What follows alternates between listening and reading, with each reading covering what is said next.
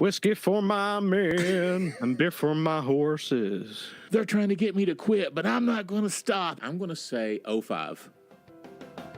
Oh, my gosh. Am I way off? You're way off. You're not even the right decade. The best Reba McEntire movie is definitely Tremors. Wait, Reba McEntire was in Tremors? Two main characters in Dumb and Dumber. The character names, not the actors who played them, but what's the character's name?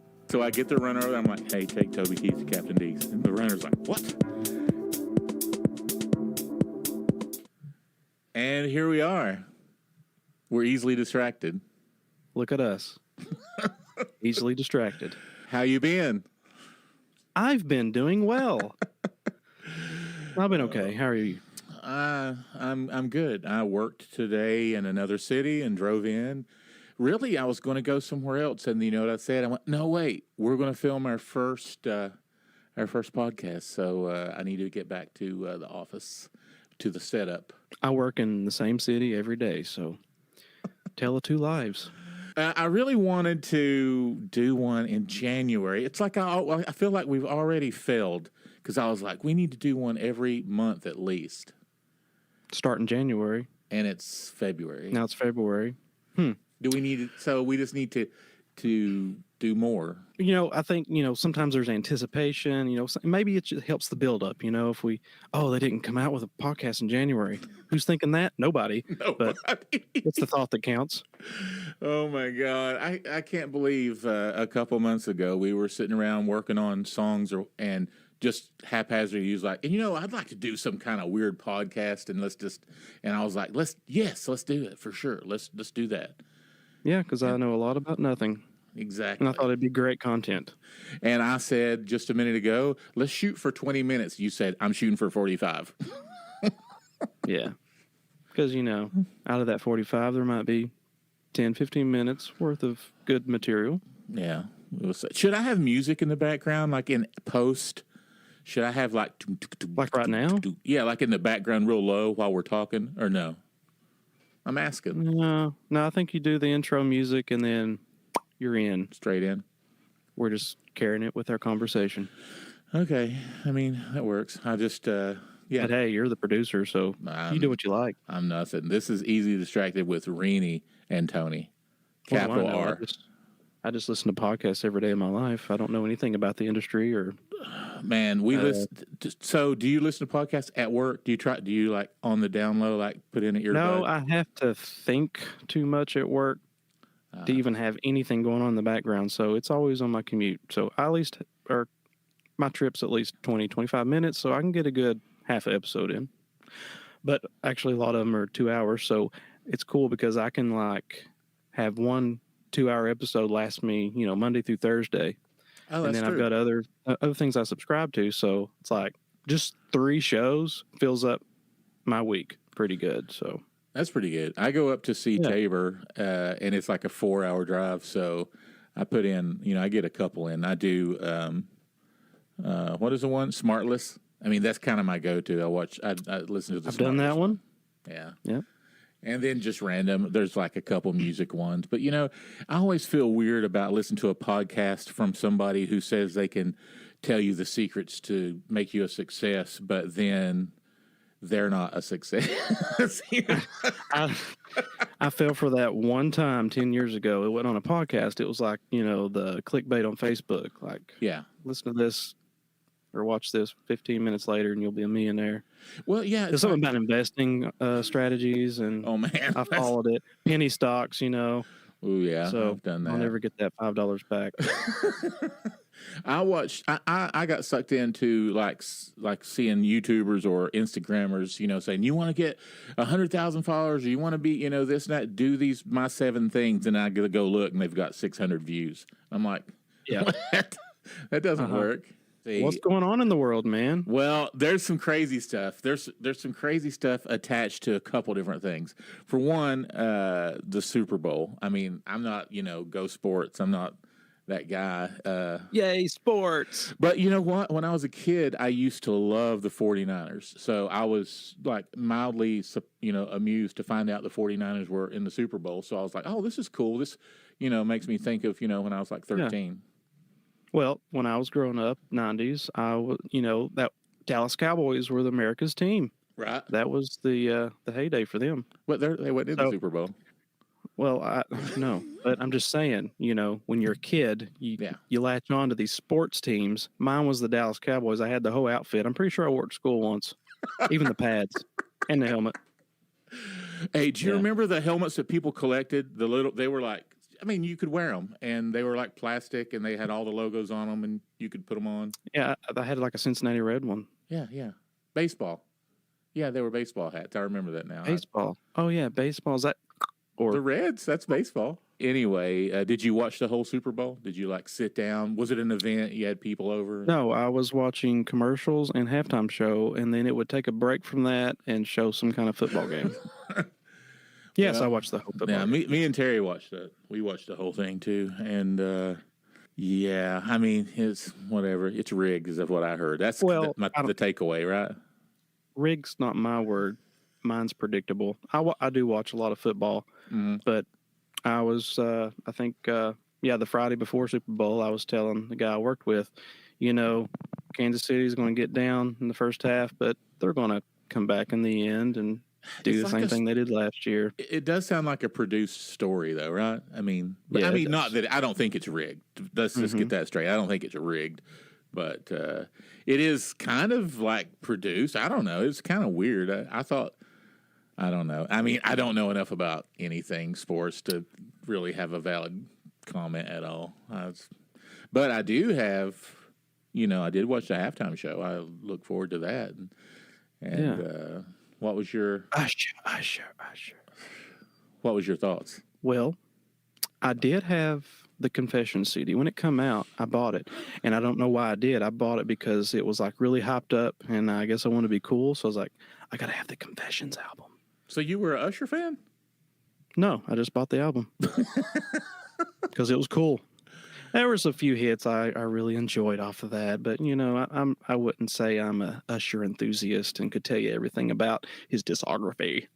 No, I didn't know any of the songs except the one that at the end there. I forget what it is now, but and then the one. I forget. Yeah, is that the name of it? I think that's it. Yeah, with Lil Jon. Is that who that was? I thought it was Lil Wayne. Yeah, it was Lil Jon. You know Lil Jon, right? No, I knew Ludacris. So there's that. I think that was everybody's highlight. I guess because I'm old, Ludacris isn't like vintage to me. Like, it's like Ludacris. Oh yeah, it was the other day. But everybody was like, "Oh my God, it was so cool to see Ludacris again." And that was my when I was in college or those kind of things. But same. I did that. I did a show for Ludacris the other day in West Virginia, and I say the other day, it was like last fall. Oh, okay. And I did like video stuff for him, and he showed up, and all his his crew and everything, and they were super chill, and they had the crowd going insane. Everybody there in whatever town in West Virginia that was flipping out, and there was about 6,000 people there. It was outdoors. And cool. He worked the crowd like within an inch of its life. Like he knew everything to do. Here's something that was kind of cool, though. He came in and was going to do, this is like insider stuff. This is for real. So he came in, he came in and his people were like, he has another show tonight in Alabama. So we're like, the same night? Yes. And they said he is doing a hard cutoff at 9 o'clock. Or let's say 9. I think it was 9:30. He is a hard cutoff at 9:30. I've changed it now. It's 9:30. And no matter what, he's walking off the stage at 9:30. And we're like, okay. So he's got his buddy with him, evidently, who's helped him write songs since they were in high school together. And they're just rapping. They're doing the thing. And he's like, turns around and tells the DJ to do something. And he's like, they're trying to get me to quit, but I'm not going to stop. I'm going to keep on going all night. And we're like looking at each other. And he's like, we're going to do, and we're like, I know he's quitting at 9:30, but at 9:11, he was like saying, they're trying to, they're telling us to wrap up. He was trying to get ahead of it or preempt it. Yes. They don't want to appear to be uncool, right. Quitting Yeah. At school night 9:30, rhythm. it's Yeah. like a big concert. But Okay. so he did. Well, So we were like cracking up, like, what is going on? That's funny. Is he going to go longer? And the guy beside him is like, no, it is. He is walking off the stage at 9:30. So it gets up yeah. 9:27, 9:28, and we're like looking. I'm like, there's no way he's right in the middle of this song. He's going to go all night. And man, I tell you what, it was like 9:29. He had the crowd going. They were jumping. And he turned to the DJ and he was like, play him something. And he walked off the stage. He went down the stairs and he got in a car and they left. See ya. Bye-bye. Nobody knew the concert was over. Like the whole crowd didn't know it was over. They thought he just walked off, and the DJ is just going crazy, getting them all hyped. And then the DJ just like starts chilling, and plays a couple more songs. And So it goes on for what, 20, 30 minutes? it goes on for Like 10 o'clock probably? before 10. I mean, it was like maybe Wow. 10 more minutes. And then it was just like, boom, the DJ was like, peace, and turned everything off. And so he jumped on a plane with the main people and took off. And then his crew, wrapped everything up. And Wow. yeah, isn't that weird? That's It was weird. cool, though. He did it great. It was perfect. But anyway, that's my little tangent. That's my ludicrous story for, we were talking about the So Super yes, Bowl. well, appreciate that. I always enjoy your inside stories. Inside the stories There you go. of arena An old man logistics. working yeah, that's it. Oh, sure. Yeah. Halftime. Yeah. I seen it. And I ask you your thoughts. What about, I've got opinions, but like overall, where does it lay in the top 10 of halftime shows you've ever seen? 12. Yes. I thought, okay, first off, I think 80-90% of everybody was really singing. Not performing, but really singing, because it was there was some pitchy moments and there was some bad microphone placement moments, But I did notice there is still so much background vocals happening. It's like he's just adding to it. Yeah, he's and he singing can with quit himself at any time, and Yeah. it doesn't take away from the flow of the song vocally. Yeah, totally. When it first came on, I mean, I felt like there was a front of house guy like working his butt off, freaking out, because it sounded very dry. It sounded like a board tape for a split second when his vocals did. And but the girl, that was playing the guitar, that's her name, Her. She wasn't really playing; she was just miming her solo. Yeah. But I mean, that's the nature of the beast when you're in the middle of a stadium and it's all echo. I get that. I kind of get it. I felt like back in the day, like Tom Petty really played, right? Surely. And I feel like that's why they're getting away from the bands. I mean, I would love to see more rock bands up there. I feel like ever since the Red Hot Chili Peppers thing, where they were unplugged, basically. Yeah. You remember that one? Yes. They've kind of like, you know what? No more bands. There is no more bands. Yeah, I know. Either it appeared to be Usher had a backline and a band, but they were all like kind of blackened out. Yeah. Very shady back there. Who knows if they're playing? And they're playing along, and a lot of the times those kind of things, like before that day, like the day before, they play the whole thing and record it. So they make sure they get a perfect take, and then the next day they play that recording and play along with it. I mean, who knows what they did? But I get that you can't. Maybe you can't do everything live, but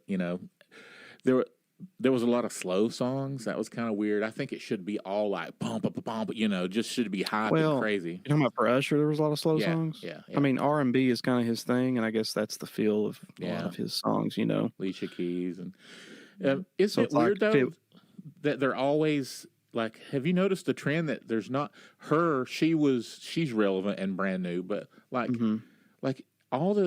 every time you need something to really happen, you pull from like bands from 15 years ago. Isn't that? I mean, because I guess I don't know. Can you imagine some TikTok trendy band nobody has enough material to do a greatest hits? I don't know. I'm just ranting now. You mentioned the Alicia Keys. Yeah. Now that was actually the highlight of the halftime show for me because of the piano. Yeah. Now, at first glance, I was like, wow, they've got this beautiful molded piece of artwork and a digital piano, Right. laying in front. But really, it was like a plexiglass see-through on top, and there appeared to be piano strings on top. I didn't Like even it was notice. full That's on cool. acoustic. Yeah, full on acoustic piano. And it looked really good. And I think she was really playing because at the end she did the little trill where she does the octaves, and she hit a bad note at the end. Did you hear that? And she looked up like, she was kind of like, oh. She had my full attention because I was trying to figure out this piano. I was like, is this real? Is this digital? What's going on? So she played it, and by the end, I was like, this is definitely a real piano, and I'd like to have one in my house. That halftime show, one of the bottom on my list. Even though I'm not going to say it was horrible, but it didn't have the pizzazz that the other ones. I agree. And as far as halftime shows go, I seen you can't believe anything you hear and half of what you see, especially on social media. So I thought I seen a post about it might have been talking about last year's Super Bowl performance, but they rolled the stage out and somebody drove something over the two major power cables. They severed them, and somebody had to stand there and hold them together. No way. There's no way. Yeah, that's a big no way. Yeah, yeah. But the other kind of point of that story is you look at the comments. Oh, man, that's awesome. Oh, I know. Can't believe he held that together like that through the whole performance. Well, listen, there's always going to be people that just believe the headlines, never do the research. And yeah, I don't know. But so, that actually is the first Super Bowl from beginning to end I've watched in years. So, with everybody just streaming, I didn't really, usually I don't even have the Super Bowl probably. I don't know. I just watch highlights on social media. Yeah. I found out about it. Well, did you watch the first ever, wasn't it Michael Jackson, 1993? 93? That was the first, hyped up Super Bowl halftime show entertainment performance. I can't really remember if I watched it live or just a memory of it makes me think I did, Yeah. Yeah, I don't know. That wasn't the first entertainment one, but that was the first super hyped this halftime show is going to be something. Well, I thought I had read, I'm not prepared for this, but based on my recent research, because Super Bowl, I always go down the rabbit hole when things are happening. The prior to 93, the Super Bowl, their halftime was not really as it is today, or has a marching band doing. Yeah, marching band is random stuff. I didn't know. What would happen is other networks would have specials during that time. And they were like, we're losing viewers during that. Try to steal the viewers during that. Tune in here during the Super Bowl halftime. While you're waiting for the football to come back, that's pretty good. Into this channel, yeah. And Super Bowl, NFL folks, whatever network has the Super Bowl at that time was like, we got to do something about this. So 93, let's get the biggest pop star on the planet, Michael Jackson. Let's call that youngest Jackson 5 guy. I think he's got a hit. Yeah, that one little kid. Yeah, and I went back and watched it, and it's amazing how the same kind of elements and feel exist today. But actually, that show was way better because it was the first. People are going nuts, Yeah, yeah. And he incorporated the whole audience. They had the colorings. You know how they put color T-shirts or color paper in the audience. Bluetooth. There was a visual happening. And it's Michael Jackson. And, he moonwalk. He did the moonwalk. Was Diana Ross there? No, I didn't see her. I thought she popped up for something. No, but he ended the set with "We Are the World," and that's when all the audience held up. Classic images of. Did it make children. Africa or anything? Like a picture of Africa? There were World of Worlds were there. They were different nations represented in the It's good stuff. on the field. I'm living it through you, even though I'm probably watched it. You should definitely look it up. It's amazing. I was like, how old was I in '93? I mean, I was like somewhere. I was old enough. Let's keep that off the record. Well, that's pretty good. So the Super Bowl happened. What is it, like Super Bowl 49? No, it's the 49ers. I forget. Yeah, I don't know. It's 50-something, right? Yeah. But my favorite would have to be what a lot of people's are, and that would be Prince. Prince. It's hard to beat what he pulled off. I mean, right? It is. I mean, in the rain, what? I mean, he was singing Purple Rain in the rain. Yeah, it was unbelievable. That's magic. Yeah, that was one for the books for sure. That was really good. You know, speaking of those, I watched, like the rabbit hole. So I watched, like, remember when the Super Bowl was country? And then there was like a country one with like Tammy Wynette or somebody, like that, and Travis Tritt and all those people. And they were all out there at Boot Scootin' Boogieing and all that. I'm sure that was like I mentioned before, the 90s Dallas era, Yeah, probably was. Sure when 90s country, I know, 90s country. That was the thing. Yeah, I know. Yeah, that's good. Speaking of 90s country, do you think the 90s country is the best era, like, of country? Absolutely. Better than the 70s? Better than the 80s? I mean, I hear people say that a lot. Well, for me, that's a hard one. I have to go with it. Yeah. A lot of it can be generational. I mean, if you grew up around it, it's a lot of nostalgia things for folks that grew up around that kind of music. I'll tell you what, for me, 90s kid. I think it was the heyday. I think that's a good word for it. It was the heyday when there was big hits and big tours. Because, like Waylon Jennings and those guys, they were still kind of, let's go down to Mickey Gilley's and play, that kind of thing.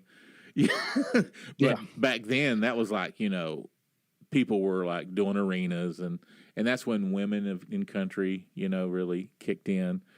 I'm not gonna lie, I'm a Shania Twain fan. Man, have you seen her lately? She's a stick. Yeah, she looks like she's 60 pounds. Oh yeah, you went and watched her. I went and watched her at Louisville. Oh, man, that's now. I went in with certain expectations, right? And did they? I just feel really met? I just feel like I was at least hoping to see 2012 Shania Twain.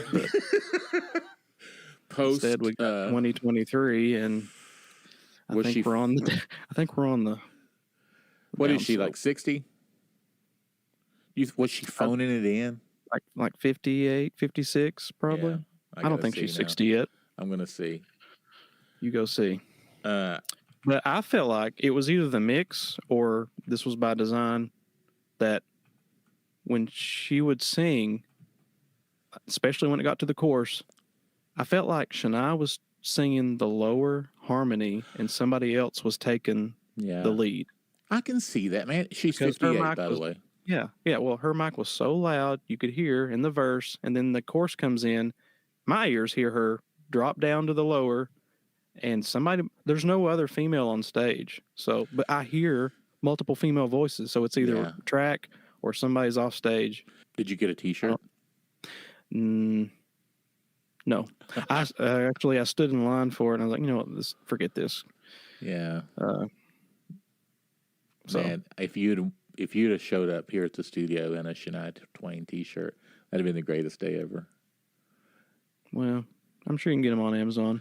I was at Cracker Barrel last night after doing a setup, and they had Dolly Parton T-shirts, and I was going to get one. It was just like 70s Dolly, huge. Of course, they didn't have my size. We'll just say that. A bunch of, I guess they were just selling them to women. I don't know, but that's not fair. Yeah, I know. I was going to wear one like so much. Can you imagine me walking around with a huge 70s Dolly Parton picture? Yep. That would be great. So let's see. What else happened musically or non-musically? The Grammys. Right? That was last week. Grammys? Is that a thing? Yeah. All I know is, like, for the last 5 years, I see a headline, Grammys lowest numbers ever. Less people watch them than ever before. Or is that the Oscars? I think that's the Oscars. Actually, nobody watches the Oscars. What's the Oscars? Yeah, Oscars, Tonys, Grammys. Man, it's just so everybody can pat each other on the back. Well, I'll just tell you the reason I tuned into the Grammys, Tracy Chapman. Really? I mean, I knew that was going to be a thing. So you were like, I want to hear Tracy Chapman do that one song. Yeah. With who's the guy? Luke Combs. Yeah, Luke Combs. Yeah. Was it awesome? I've only watched like clips. I didn't. Yeah, because I think ever since he covered that song, there's always been a, chatter about, is Tracy going to acknowledge, or is she going to do a duet, or are they going to, collaborate? Do you know when that song come out? Tracy Chapman, when she wrote and released that song? Oh, let's see. It's like a wild guess. It's a weird era. I'm going to say 05. Oh my gosh. Am I way off? You're way off. You're not even the right decade. Oh, 95? No. What? When was it? I think it'll surprise you. 1988. You are kidding me. Look it up. 88? That's when I graduated high school.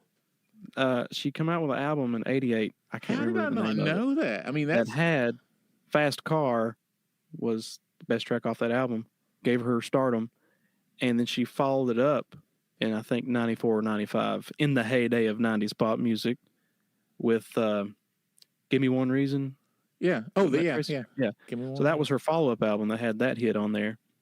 But Fast Car, 1988. Dang. I mean, when I realized... Yeah, 05. And when I read that, I was like, wow, she was kind of ahead of the curve. That 90s feel, pop. Yeah. She was bringing it in. Rock. Yeah. Dang, and let me give you another quote from Luke Combs after the Grammys. Because I'm always interested in details. Right, yeah. So, now that they have got together, well, actually before that, like, how does an artist go about covering somebody's song? Like, what all did he have to go through? And it seems like depends on which song it is, determines what the process is. Because I was reading an article, I was searching, like, Luke Combs, what did he have to do to, get this song, put it on his album? Turns out he had been playing it as part of his live show and then put it on his latest album. But in the article it says, Luke says, didn't have to seek approval from Chapman since he adhered to the very, very specific list of things he could do or couldn't do. What does that mean? Well, when I've covered songs before, you have to hire a company to go do their due diligence and get a release to do the song. Now, super famous people can just like have their people call their people directly. Yeah. But you have, and some people can just say no. Like Led Zeppelin is bad for that. And if you call and you're trying to do a Black Dog or something, they can you pay the money and the lawyer does the thing, and then they come back and go, nope, declined. So there's different, like people will say you can cover my song, but it can't be on commercials, or you can cover it live, but it can't be, you can't change the chords. I mean, people can put all kinds of specific things on it. Yeah. Well, that same article also quoted Tracy Chapman of saying that rap artists all the time were contacting her to sample her music, and she would flat out refuse, just no all the time. But then a country artist, the music, I don't know, but it's like he went through a third party, or he was playing it the way he was playing it, or the frequency was. It's like it was within this, set of rules that exist in Nashville or the music world. And because, like, in that same article, Tracy's like, oh, I found out my song was number one that Luke Combs is doing. It's like she had no just because her publishing just let them do it. She's got a whole company that does her publishing. And that's some, that's... No, that's just me digging into too much information that has no bearing on my life. That's cool. But, yeah. I'll have to say I didn't watch an ounce of the Grammys, but I heard all the, the hubbub. Yeah. I wanted to see, like Tyler Childers and Chris Stapleton was up for the same things, and of course, Jesse and those guys, I saw their post and those kind of things, Tyler's band. And so I was like, well, I hope maybe they get a not maybe, I hope they get a Grammy. You know, that would be super cool. But I Yeah. saw they were against Chris. I mean, he's a juggernaut, you know, and like, well, he's from our area and they are from our area. So I'm like, well, it's cool. But yeah, Chris won. And let me ask you this, because this was intriguing. Chris won Best Country Song. Chris Stapleton won Best Country Song. And he won Best Country Solo Performance. What's that?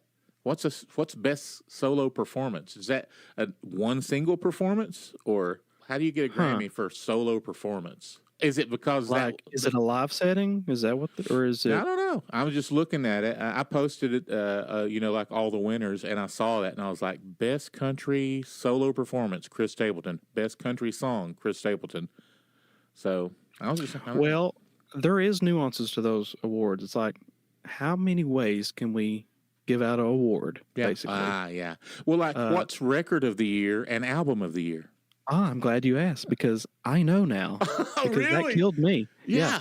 I didn't watch all of the Grammys because you get wore out pretty quick. Yeah, but I'm sure. I made it up to probably long as the Super Bowl. I don't know how long I made it up to, but I was in and out, I guess. But I was like, Record of the Year, Album of the Year, what's up? Exactly. Record of the Year focuses on the technical and engineering aspects of the album or of the record, whereas Album of the Year is more about the musical aspects and performance of the music. Really? Okay. Yes. So yeah, Miley Cyrus got Record of the Year. Taylor Swift got Album of the Year. That was her first Grammy. Not Taylor Swift. Miley Cyrus. Yes. I mean, she was excited. I don't know what. Oh yeah, the Flowers song. But yeah, I don't know. You know. Man, that Lainey Wilson Country Album of the Year, you know, she was just in our town, and we just worked a show with her, and she was an opener. You know, she wasn't even the headliner of the bill, and now she's won a Grammy. So that means, you know, her price doubled, and she's going to get to headline, you know, this year. So that's kind of crazy. Cool. Yeah. But so anyway, that's our take on the Grammys. I don't know. I've been wanting to talk to you about that anyway, because I figured that you would know Record of the Year and Album of the Year. I just felt like that was a Renny thing. Yeah, because you're watching it, and I'm like, what? What? Exactly. Like, Record, is that album? A mistake? Is that a mistake? We don't use this interchangeably? Yeah. No, there's a difference. Yeah. Record, technical. Album, performance. Yeah. The Grammys is when they always play that super sad video of like, everyone we've lost this year, right? I mean, they always do that. I mean, I didn't see it, but did Toby Keith pass away after the Grammys or before? That was before. Was it before? I don't know.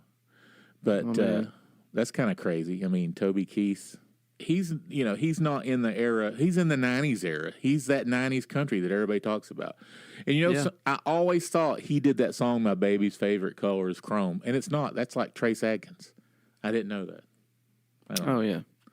Well, Toby Keith for me took a while. It was a slow burn for me. At first, I just was turned off. It's like, I'm not into this at all. Yeah. It was almost annoying, but it seems like as I got older and understood that his formula was comedy and patriotism, it's like, wow, that's kind of up my alley nowadays, seems like. But, he did the Beer for My Horses. Beer for My Horses? Beer for My Horses.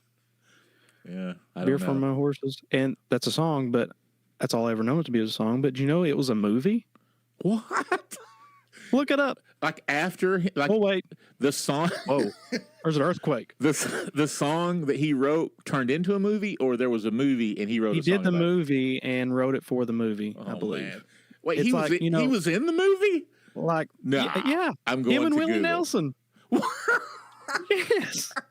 Wait, who are we talking about? Oh yeah, Toby Keith. Beer for My Horses. They won't even show you the song first. Easily distracted, dude. He's been in a ton of movies. Did you know that? He was in the 2000 Dukes of Hazzard. Well, yeah, like cameo apperances. Yeah. He's like a character, a feature person in Beer for My Horses, one movie and one show. I think isn't there a series in 2006 he was in? I don't know. Broken Bridges, 06. Beer for My Horses, 08. Beer for My Horses is a movie, right? Yeah. Is Willie Nelson in it? Oh, let me see. I mean, beer This is from where you put like this Dude. split screen with a picture of the movie, right? Is this how you're going to do the? Wait, I can do this Oh. right here. What about this? I can do this because of No, you technology. can't. Not happening. Oh, there it is. I can hear you. I can't see you though. It's covered up by a web page, you know. Yeah, but there, if I go to that, I haven't got it set up to be able to comment. And what's the use if I can't comment? But but listen, who's in that movie? Toby Keith as Joe Bill Racklin. Hey, Joe Bill Racklin. Joe Bill Racklin. Rodney Carrington's in it. Ted Nugent is in it as Skunk.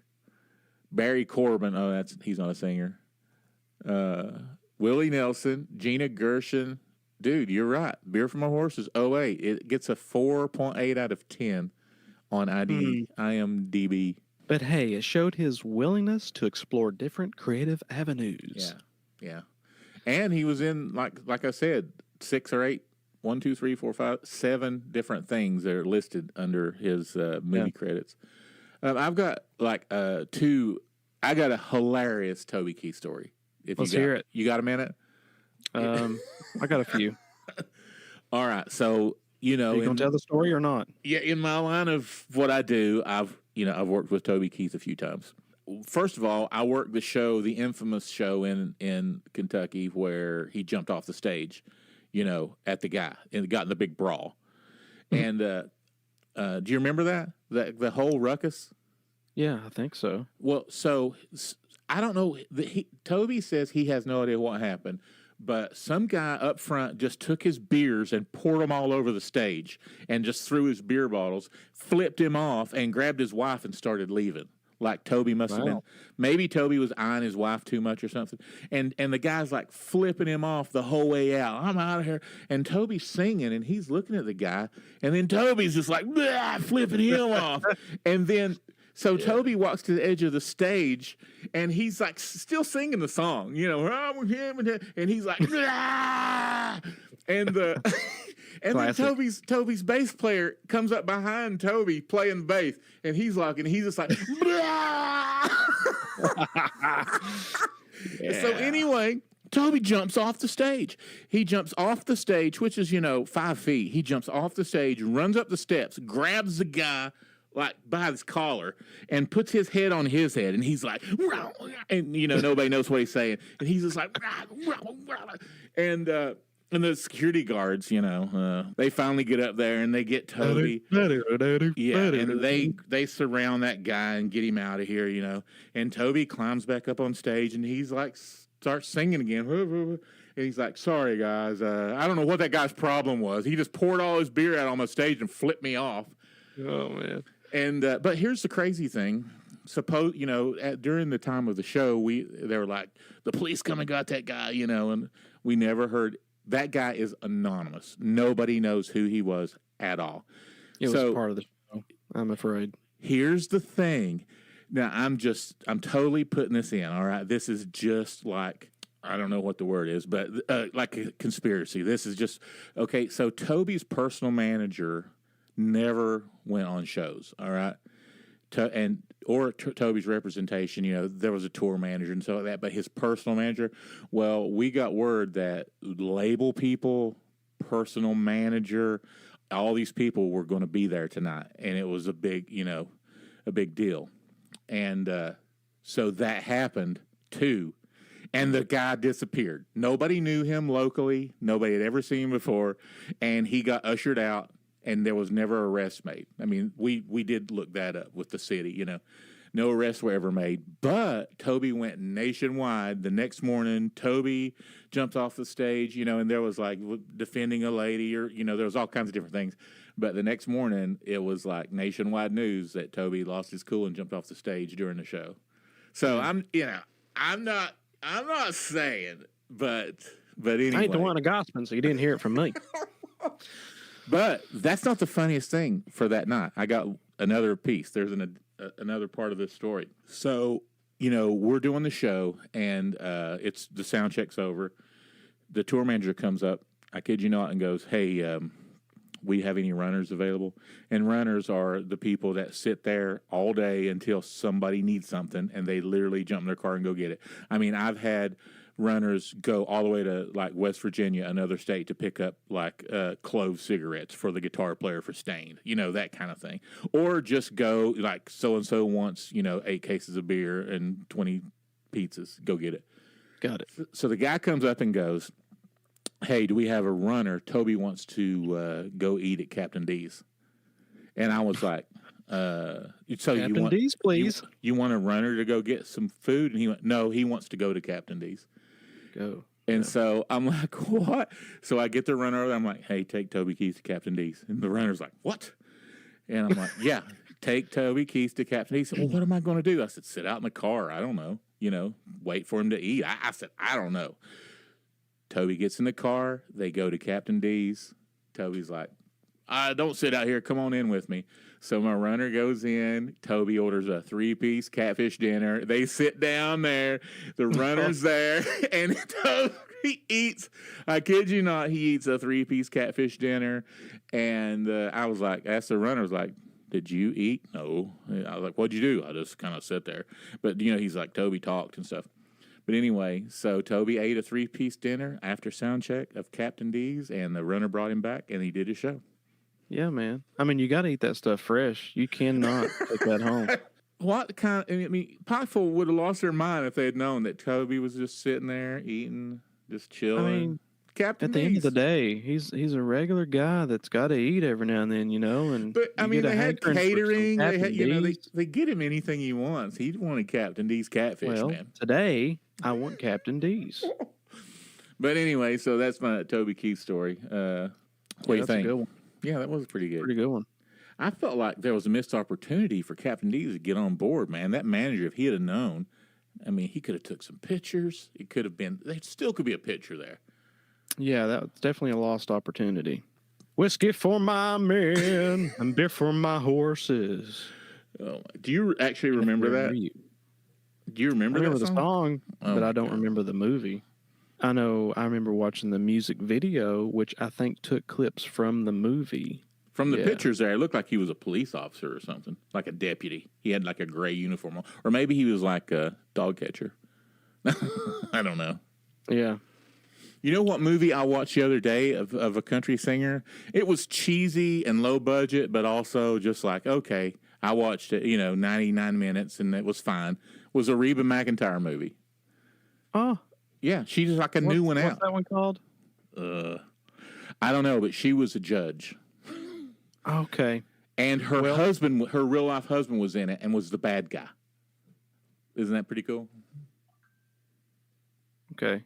The best Reba McEntire movie is definitely Tremors. Wait, Reba McEntire was in Tremors with Kevin Bacon? Yeah. I just don't have the recall, man, to remember that stuff. Oh, man. I mean, here's the thing about me and movies. Like, I watched Tremors probably the year it came out, and I haven't watched it since or thought about it. Like, I'm not one of those TBS Saturday, "Oh, remember that movie? Let's watch it," even though it's got a bunch of commercials and they made it full screen and cut the edges off. Yeah, which reminds me of a segment we got coming up. What is it? Tony's Trivia. Only I'm asking the questions. Can we stump old Tony Yeah. with some basic knowledge of universally known movies? Well, yeah. I mean, yeah, we'll do that because it's embarrassing. Maybe we won't get into it too deep. Oh, come on. We're laughing with you. Listen, it's not as bad as it used to be because I've caught up with some of the movies that everybody's watched but me, I guess. Well, while I'm thinking of it, my favorite all-time country superstar makes a movie. Yeah. Is George Strait, Pure Country. Never watched it. Oh, it's a classic. It's got a great story. He's, You like movies. he's country playing a artists. musician. It's almost like a Oh. reflection of his life on the road. I remember that now. And there's a love story involved. What's his name? It isn't like Dusty. ironic, is it? I think it's Dusty. Dusty Crooked. Dusty something, but Straight crooked. He's at the peak of his career. He's got this like goatee and mustache that he later shaves off to get the classic George, Dusty. But anyway, he quits the tour, tells his drummer, like, man, I got to take a break. So his drummer kind of knows what's going on. The tour manager brings in a replacement. And so there's that whole dynamic and weird thing. And finally, if you want to watch the movie, I'm not going to say anymore.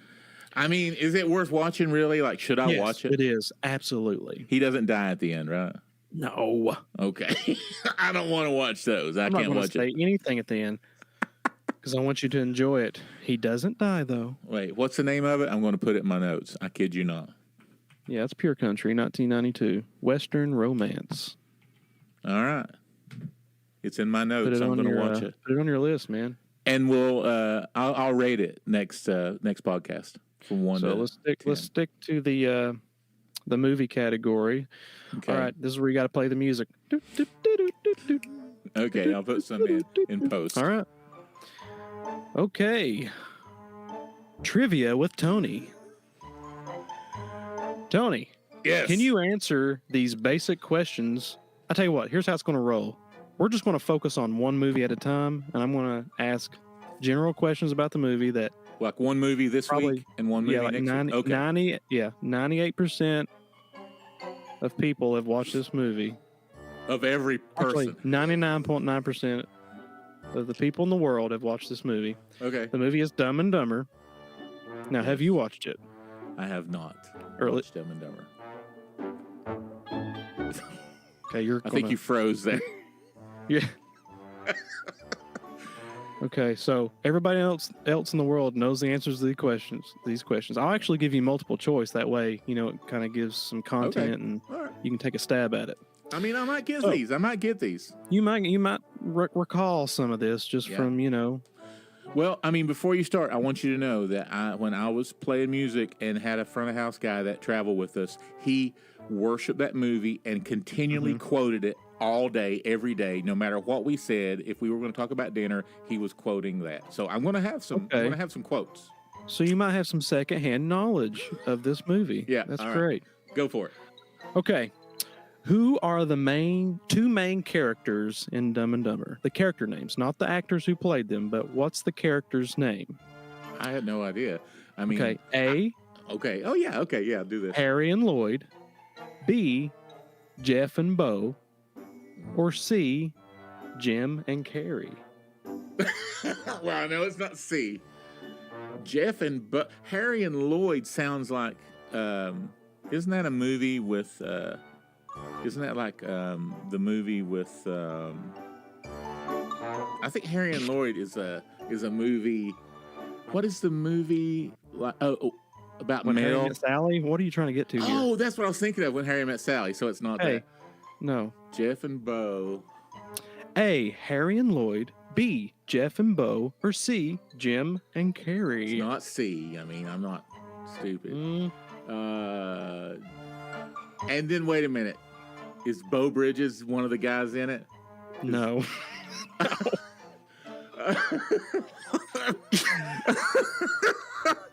Well, you said Jim and Carrie, so I knew Jim Carrey's one of them, but so the other one's not Bo Bridges.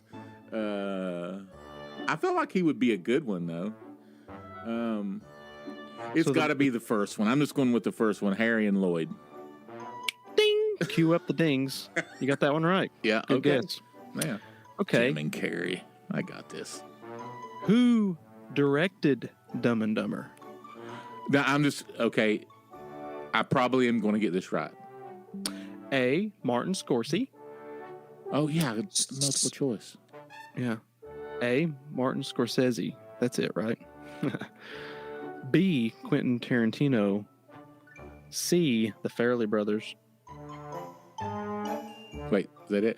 Okay, I was going to say the Coen brothers, so it's the Farrelly brothers. Boom. Got it. There you go.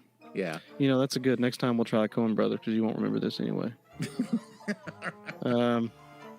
Okay, here's an important question.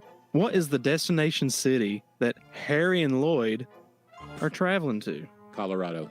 Wait, that's a state. City. The city. There's tons of snow and mountains. Not Colorado. Where the salmon Springs. flock.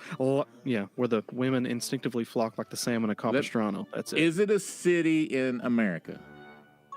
Can you give me that? Or Colorado is in America. Colorado's a state. Yeah, you were close. You're in the right state. What is that other town? Boulder, Colorado. I mean, that's a good guess, but no. I mean, it's not Colorado Springs. So you already know the state, so these multiple choice won't help you. New York, Las Vegas, or Aspen? Well, Aspen. Okay. I mean, I'm 2 out of 3. You're okay. That secondhand knowledge served you well. 2 more questions. All right.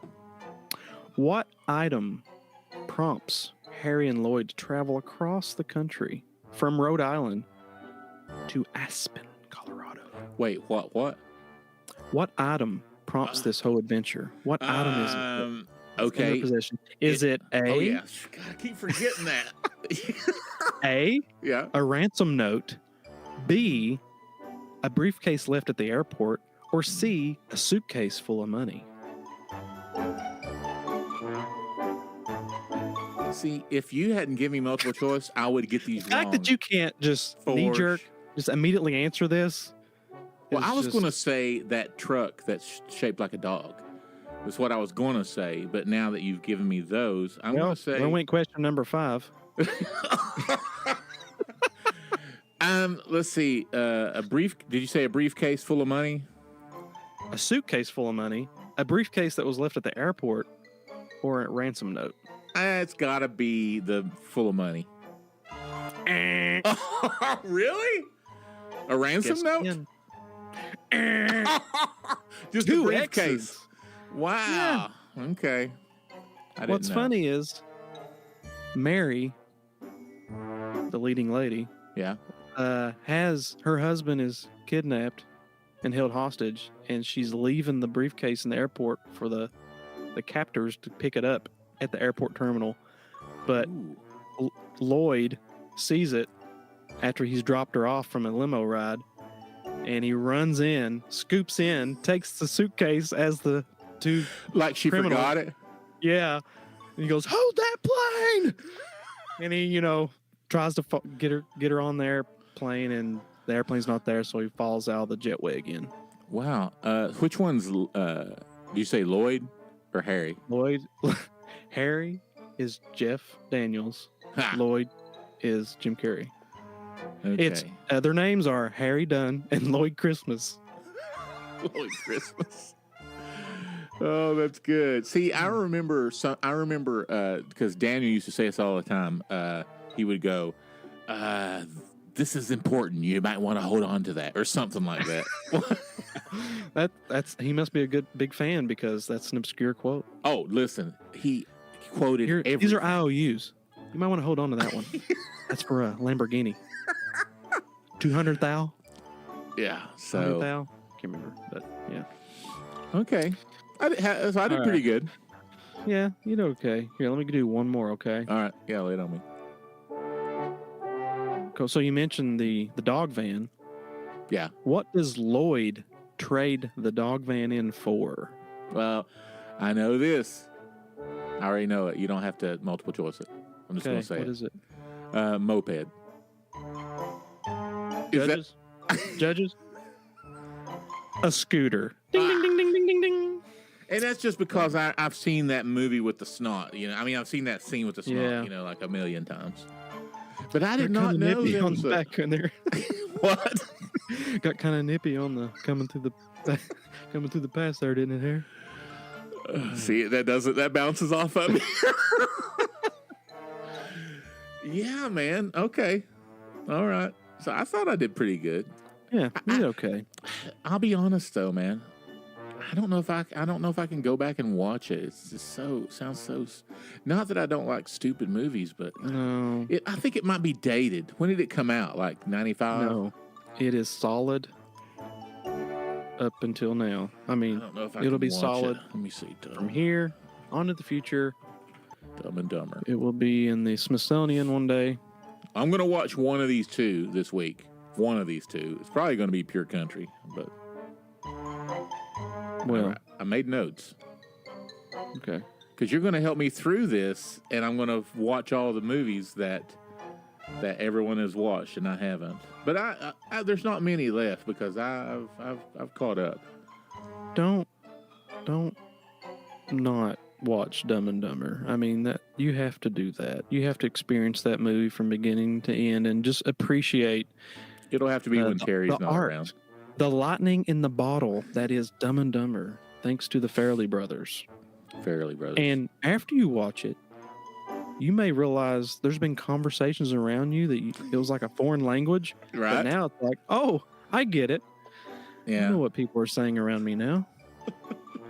And hey, we did a thing. We did our first Easily Distracted podcast. What do you think? I know. I'm so proud of myself We for we hanging actually in there did with it. you. Yeah. As my daddy always said, it was real, it was fun, but it wasn't real fun. Maybe next time it'll be real fun. Maybe next time it will be real fun. All right, let's do it again. See you, bud. Let's do it. Peace.